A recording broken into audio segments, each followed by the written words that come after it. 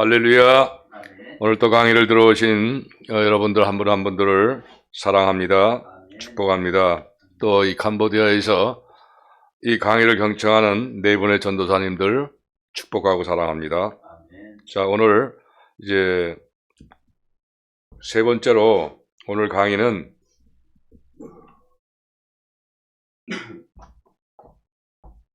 제1과목 10페이지인 구약성서 이해와 필요성과 명칭 배열과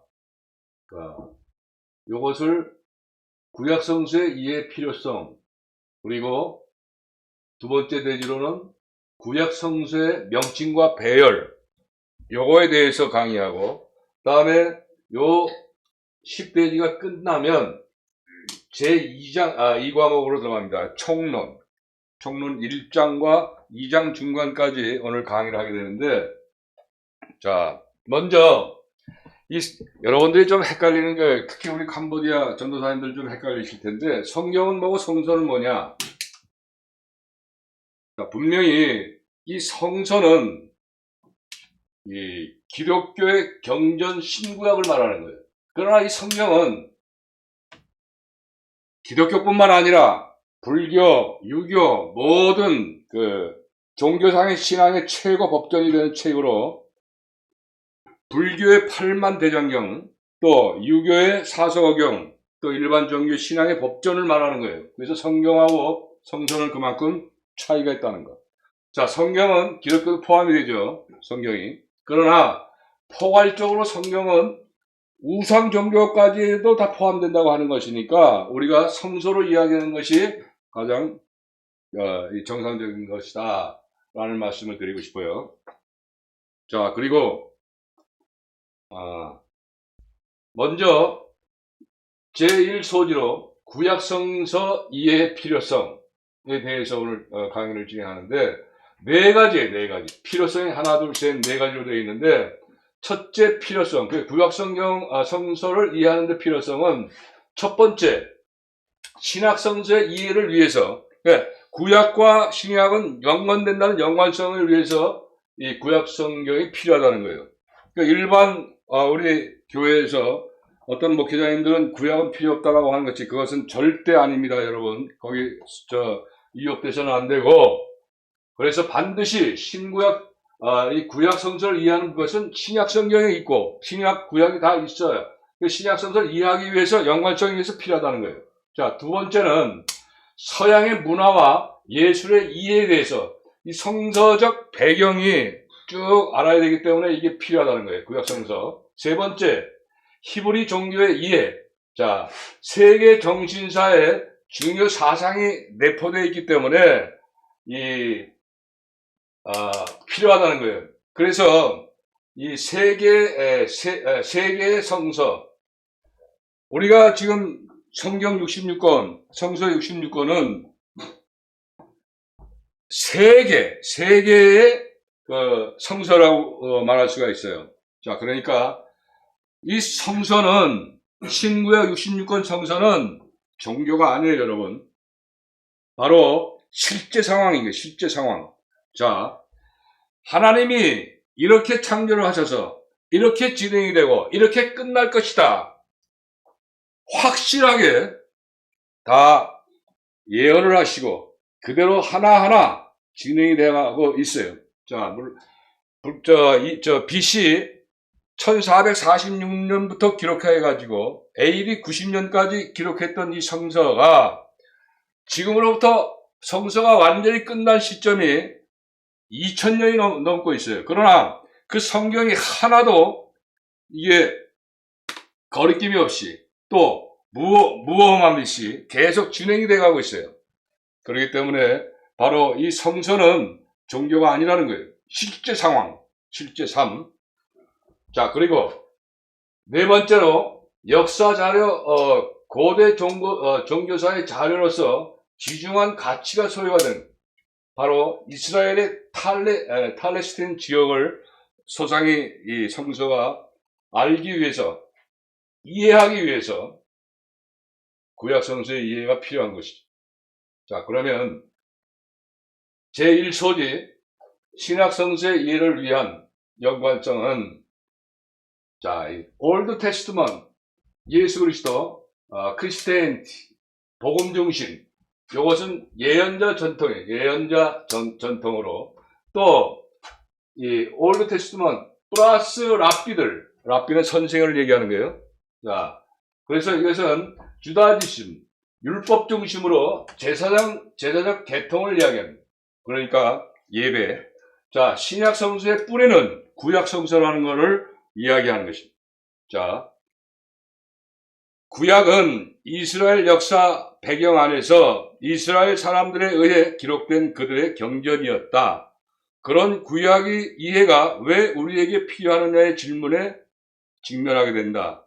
첫째로 바로 신약성서 이해를 위해 구약성서 이해는 불가결한 것이다.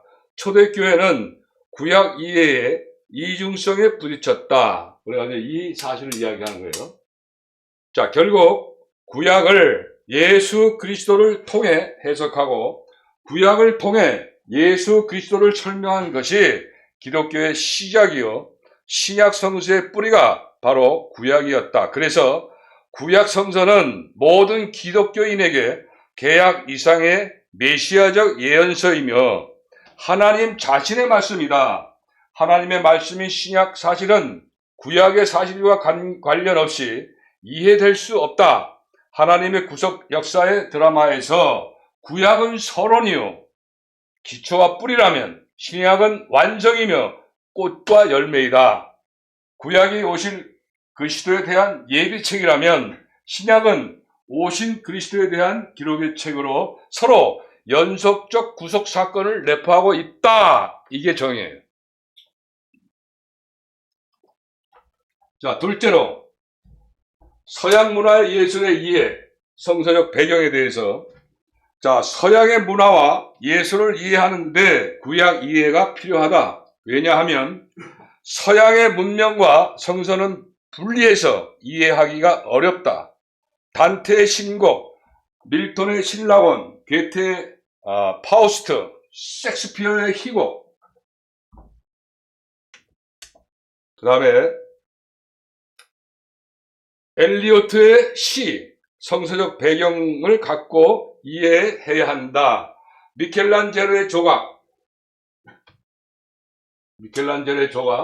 렘브란트의 그림, 핸델의 음악, 이런 것들이 성서적 가마를 전제해야 한다.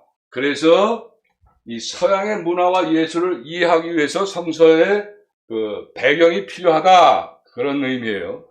자, 그 다음에 셋째로 세계 정신사의 중요한 사상인 히브리 종교 이해를 위해서 구약 이해가 필요하다. 특히 서양 문화 2대 산맥은 이 히랍 사상, 서양 문화 2대 산맥은 히랍 사상, 히브리즘과 히브리 사상, 히브리즘, 이게 헬라리즘, 히브리즘. 자, 네 번째, 구약 성서는 역사 자료와 고대 종교사 자료로서 귀중한 가치를 소유하고 있다. 그것을 이해하는 데 필요하다. 바로 이스라엘의 팔레스틴 지역을 이야기해요. 자, 넷째, 구약 성서는 역사 자료와 고대 종교사 자료로서 매우 귀중한 가치를 가지고 있다. 이스라엘 역사도 역시 세계사의 한 부분이었다. 이스라엘이 정착한 팔레스타인 땅은 개방되어진 지역이었다. 고대 근동의 두 문화권, 티그리스, 유프라데스 강변 문화와 나일 강변의 문화 사이에 위치에 있어서 평상시는 상인들의 왕래가 빈번했고 전시에는 군대의 왕래가 자주 있었기 때문에 문화와 종교가 쉽게 이루어질 수 있었던 개방된 땅이었다. 그래서 성서 이해 필요하다, 그런 얘기예요. 자, 이스라엘이 정착한 땅의 남서쪽은 애굽이 세력을 평창했었고 동쪽으로는 이 티그리스와 유프라데스강 유역의 강변 문화가 발생되고 수메리아, 아카디아, 아모리, 갓, 아시리아, 바벨론, 페르시아 등의 여러 민족이 이 지역을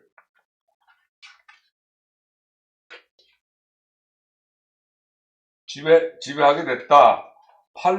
팔레스틴 북쪽은 오늘날 시리아와 레바논에 위치한 곳으로 더 나아가서는 소아시아가 위치하고 있었다. 이 지역은 고대의 핵조속 세력이 팽창했던 것이다. 이러한 역사의 한복판에 끼어 생존해온 팔레스틴의 이스라엘이 주위의 침략에 시달리면서 이스라엘의 독특한 역사의 종교를 이루은 것이기에 구약성서 안에는 이들 나라의 역사적, 종교적 관련 가시가 많이 나타난다. 그래서 구약성서는 고대사와 고대 종교사 연구에 중요한 자료가 된다. 팔레스틴이라고 하는 명칭은 필리스티아, 즉 블레셋 사람의 땅에서 유래된 명칭이다. 본래 현재 팔레스틴의 남서부 일대만 지칭했던 것이 지금은 구약 성서가 말하는 가나안 땅 혹은 이스라엘 땅 전체의 명칭이 되어버렸다. 영감을 통해 성서를 읽는 크리스찬들은 구약 성서의 페이지마다 묘사된 하나님과 인간과의 관계성에 관한 분명한 특성에 의해서 가르침을 발견한 것이다. 실제로 구약 성서란 영감에 의해서 쓰여진 하나님의 말씀이며 그 속에는 명백한 하나님의 창조 업적과 계속적 활동 그리고 강력한 구원과 심판의 행위가 담겨져 있고 오실 메시아에 대한 예언이 간직되어 있다. 이렇게 해서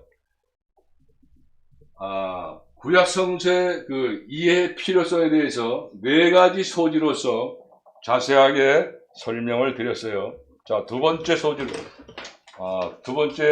대지로 자, 그러면 구약 성서의 명칭과 배열은 어떻게 되어 있는가? 자, 2가지로 분류가 돼요. 히브리 전통과 기독교 전통으로 나눠져요. 자, 명칭은 타나크, 배열은 이렇게 배열이 되어 있다.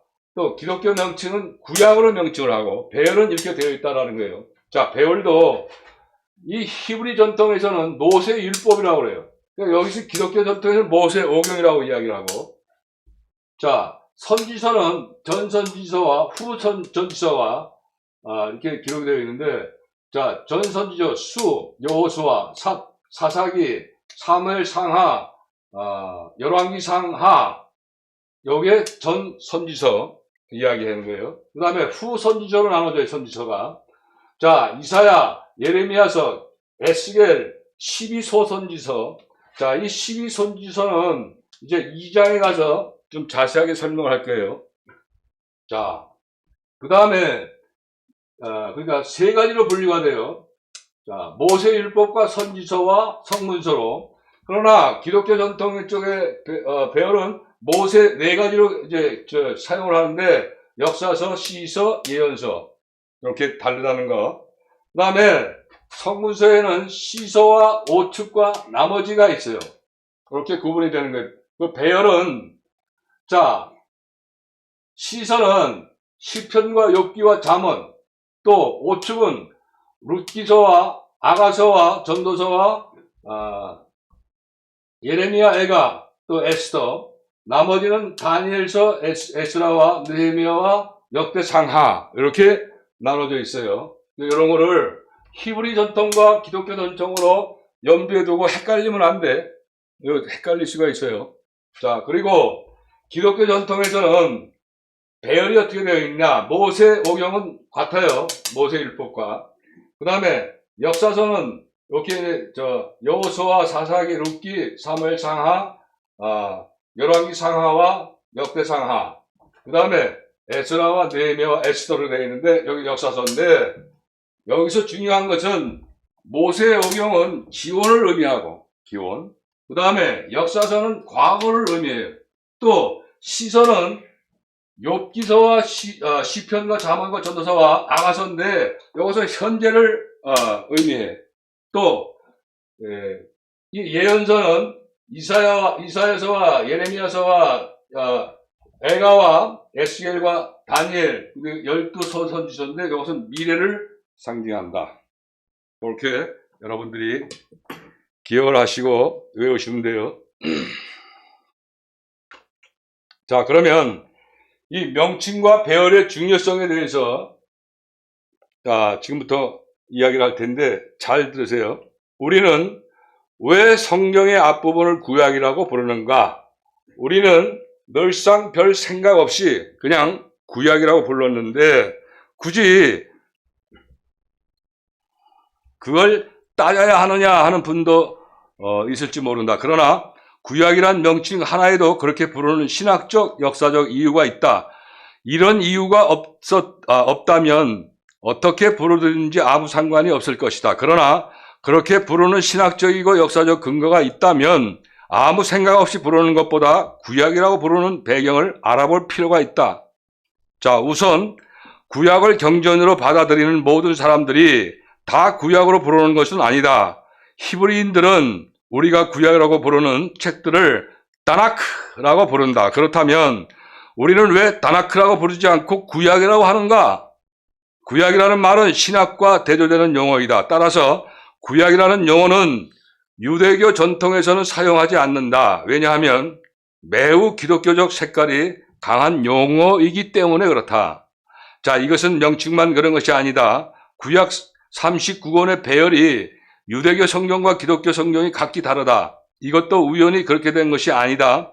순서와 배열에도 각 종교의 성경에 대한 이해와 관점이 스며들어 있다. 따라서 우리는 우리가 별 생각 없이 사용하는 구약이라는 용어와 구약 성경 39권의 배열이 어떤 의미를 가지는지를 먼저 살펴보도록 하자. 보통 의미란 대조 가운데 드러나고 분명해진다. 따라서 명칭과 각권 배열에 있어서 유대교의 전통과 기독교 전통을 구분해서 살펴보면 독자들의 이해에 도움이 될 것이다. 제가 설명한 것대로 그래서 이제 둘로 나눠진다고 했는데 히브리 전통과 기독교 전통으로 나눠지는데, 자, 명칭은 히브리 전통은 다나크라고 그랬어요.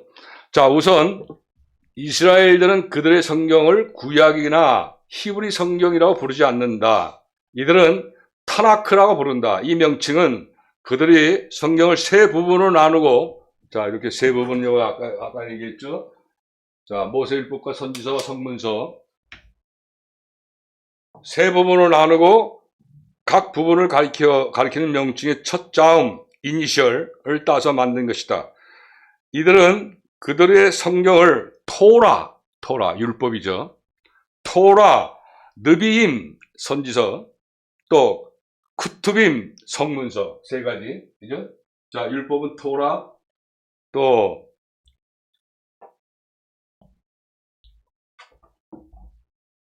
선지서는 느비임, 성문서는 쿠투빔이라고 구분하죠. 자, 여기서 토라의 T와 느비임의 N과 크루빔의 K를 따고 가운데 A라는 보조 모음을 집어넣으면 타나크가 된다. 자, 이렇게 해서 히브리 전통의 성경 명칭이 생겨난 것이다. 다음 배열은 바로 권위와 중요성의 순서에 따라서 이렇게 배열을 해놨다. 그 얘기예요. 자, 앞서 살핀 대로 히브리 전통에서는 타나크를 셋으로 구분한다. 율법, 선지서, 성문서로 구분한다. 그렇다면 어떤 기준으로 이렇게 구분 배열을 하였는가? 히브리인들은 권위와 종교적 중요성에 있어서 순서에 따라 율법서, 선지서, 성문서로 구분하였다. 권위와 종교적 중요성에 있어서 율법이 가장 중요하며 선지서가 그 다음이고 성문서는 맨 하위에 놓인다. 각 성경에 어떤 그룹에 속하는지는 이 도표를 말하겠다. 이 도표를. 그렇게 해서 바로 히브리 전통의 명칭과 배열에 대해서 여러분들이 배웠어요. 다음은 기독교 전통에 대해서 명칭은 아까도 말씀드린 바와 같이 구약이죠. 자, 구약이란 용어는 신학을 전제하고 있기에 철저하게 기독교적인 전통에서 나온 명칭이다. 따라서 교회에서는 구약, 올드 테스트먼트 이란 명칭을 포기해서는 안 된다. 최근 일부 학자들이 중립적인 용어로 신약의 헬라어 성경, 또 대칭적으로 히브리 성경이라고 부르기도 한다. 학문적 토론에서 다양성을 기하고 단조로운 용어의 반복을 피하기 위해 이런 명칭을 사용하는 것은 무방하다고 본다. 그러나 구약이란 용어만큼은 기독교적 구약 이해, 특별히 신학과의 연관성 아래에서 나온 것이기에 잘 보존되어야 한다. 자, 배열은 과거, 현재, 미래 방향성에 따른다고 이렇게 되어 있죠. 기원과 과거, 현재, 미래.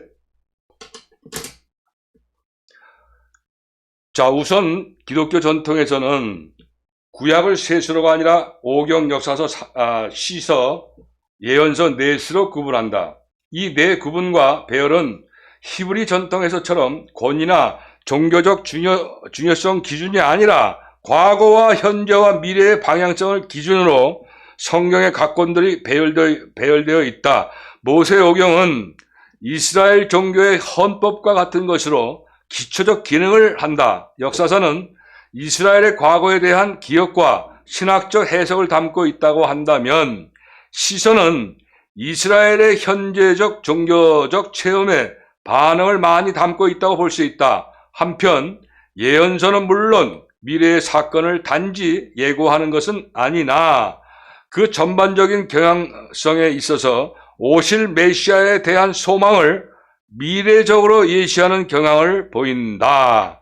그래서 도표를 참고하시기 바라요.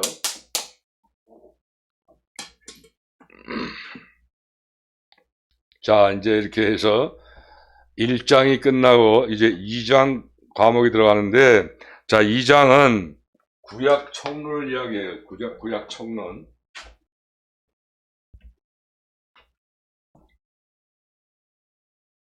자, 이 총론이란 말은 어떤 부분의 일반적 이론을 총괄하여 서술한 해설이나 저작을 이야기하는 거예요. 그래서 모두 총론은 5장 5대지로 5장에 이제 강의를 하게 되는데, 오늘은 첫 대지 제1장 하나님이 사람에게 어떻게 말씀하셨는가. 자, 우리가 요거는 중요한 말씀이니까 히브리서 1장 1절 2절 말씀을 우리 한번 합독하도록 합니다. 히브리서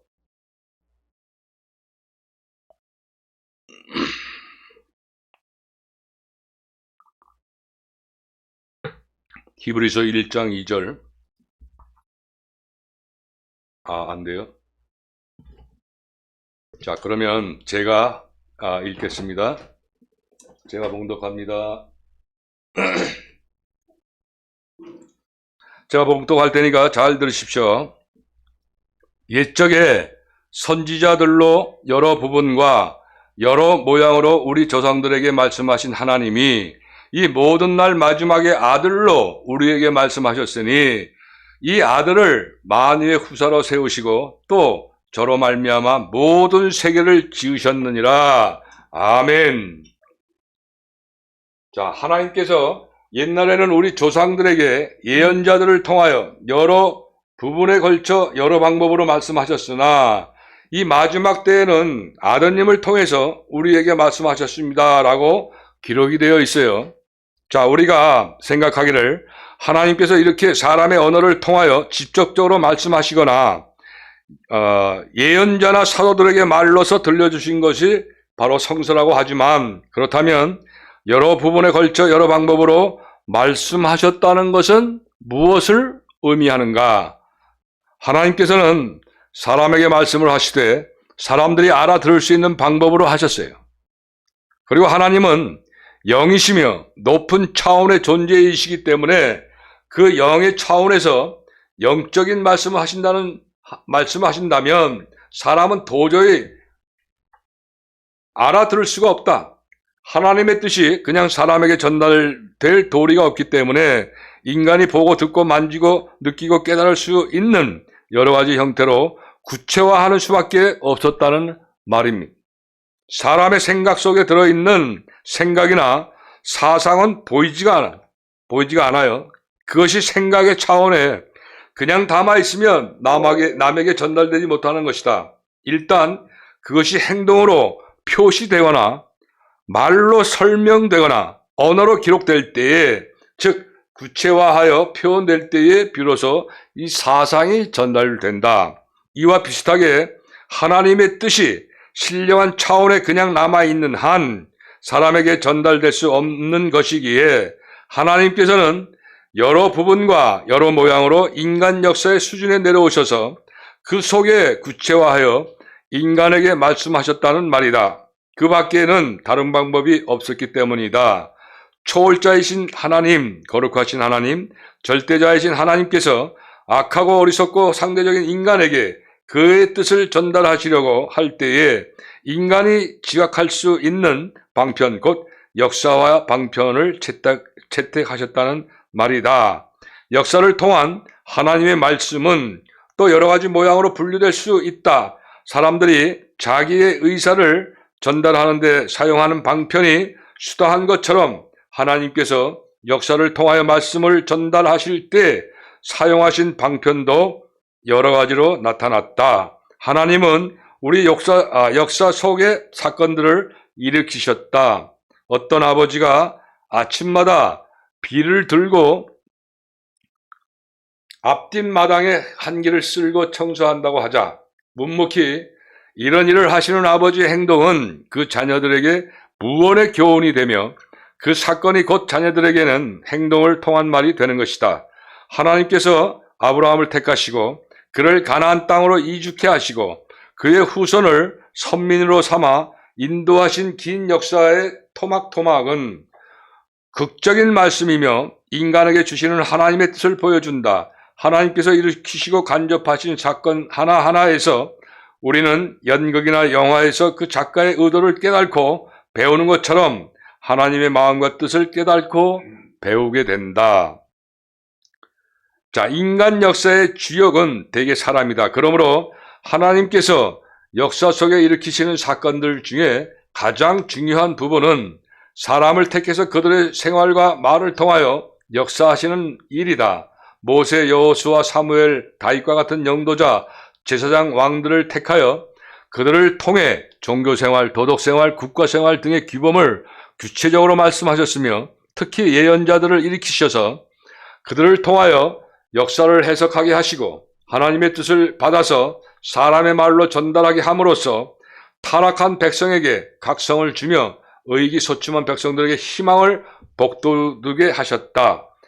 하나님이 감동을 받고 예언자로 서명을 받은 후에 그들은 하나님의 사람이라는 자각과 확신을 가지고 모든 사건을 진단하고 분석하며 하나님을 대신하여 때로는 견책하고 때로는 옹호하며 때로는 위로하였던 것이다. 자, 캄보디아 우리 전도사님들은 지금 방금 이제 그 설명한 것 중에서 자각이라는 것이 무엇인가, 또 진단이라는 것이 무엇인가, 견책이 무엇인가, 또 옹호가 무엇인가 이렇게 조금 헷갈릴 텐데, 자, 먼저 자각은 현실을 판단하며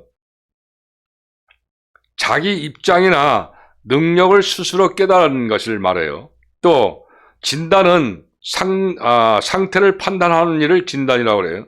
다음 견책은 허물이나 잘못을 꾸짖고 나무라는 것을 견책이라고 얘기해요. 또 옹호, 이 옹호라는 말은 두둔하고 편들어 지킨다는 뜻이에요. 자, 이렇게 지금 말로서 강의하는 것을 특별히 캄보디아 전도사, 네 분의 전도사님들은 잘 거듭해서 또 듣고 여러분들이 이해를 해야 돼요.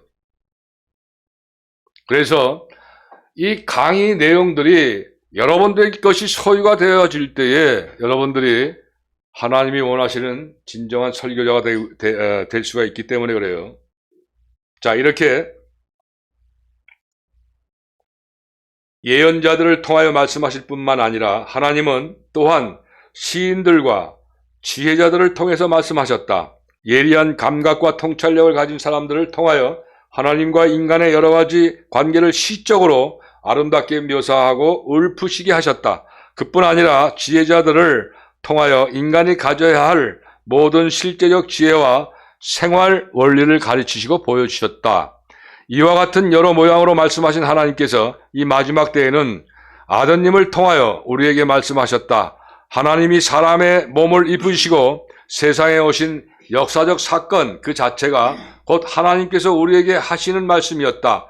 예수라는 이름을 띠고 인간의 몸을 빌어 세상에 나시고 자라시고 말씀하시고 가르치시고 병을 고치시고 기적을 행하시고 고생을 하시다가 십자가에 달려 죽으시고 다시 살아나신 그 모든 사건들이 곧 인간을 향한 하나님의 극적인 말씀인 것이다. 아멘.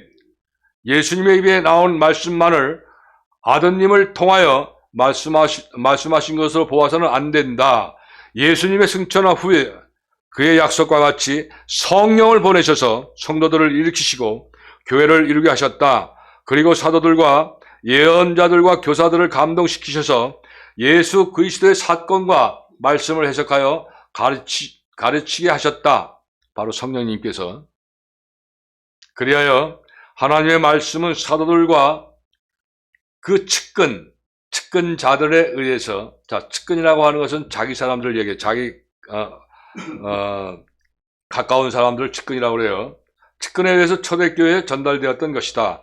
이렇게 하나님의 계시가 여러 가지 모양으로 사람들에게 나타나시는 동시에 그것들이 하나님의 사람들을 통해서 문서화하게 될 때에 더욱더 다양성을 가지게 된 것이다.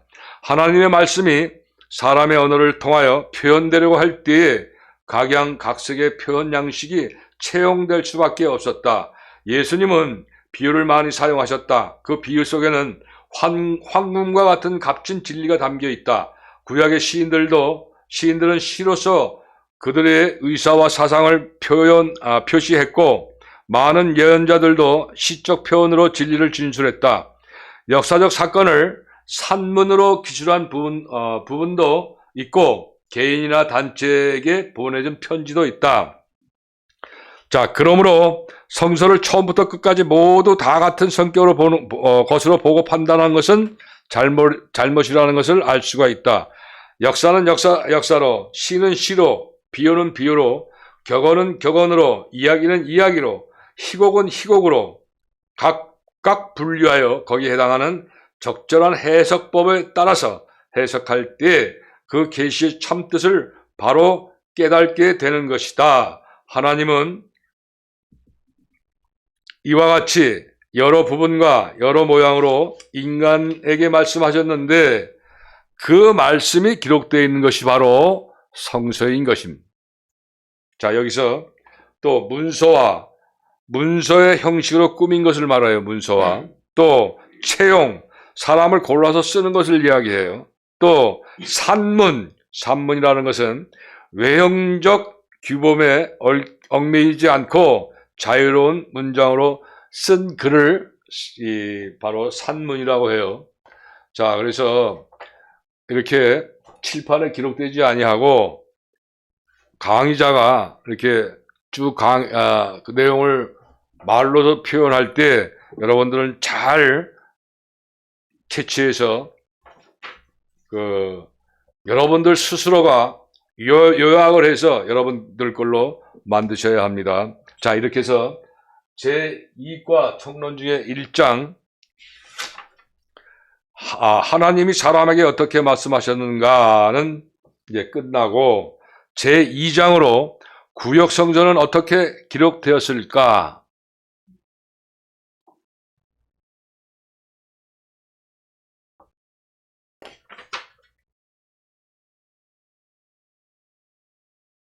지금 시간이 얼마나 됐죠?